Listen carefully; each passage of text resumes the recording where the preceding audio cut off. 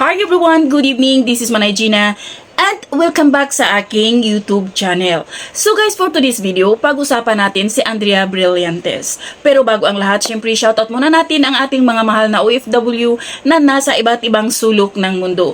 Mga ma'am and sir, happy New Year! Alam ko ang iba masaya, ang iba na hindi. So guys, back to the topic tayo. Dahil nga sa number 1 si Andrea sa the 100 most beautiful faces, ang daming nag-question, especially yung mga bashers. Alam naman natin guys na dito sa Sukmid, ang mga bashers talaga, diyan sila mapakali.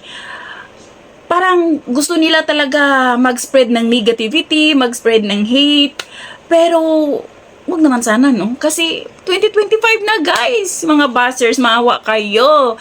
Calm down lang at siguro wag na tayong mag-spread ng hate. Siguro, love na lang. Kasi ang gulo na ng mundo, guys. Tapos, andyan pa kayong mga bashers na walang ginawa kundi mang-bash.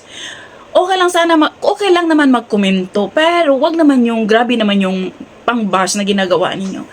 Kasi nga, diba, binalikan ni Andrea Brillantes yung mga bashers o yung mga netizen na nagko-comment sa kanya na baka nga daw retokada siya. So, ang ginawa ni Andrea,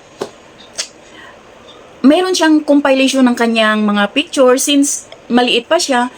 Yun, pinalabas niya at sinabi niyang pretty since day one. At totoo naman talaga. Since bata pa si Andrea, hindi nagbagong mukha niya. At ako nasubaybayan ko si Andrea talaga. Kasi gustong gusto ko siya nung child star pa siya.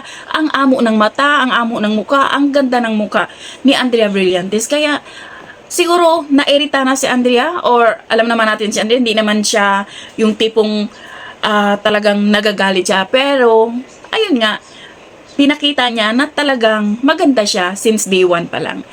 So, yan lang guys. At Happy New Year sa lahat. Sana mga bashers, please naman, 2025 na, wag na kayong mangbas ng sobra-sobra.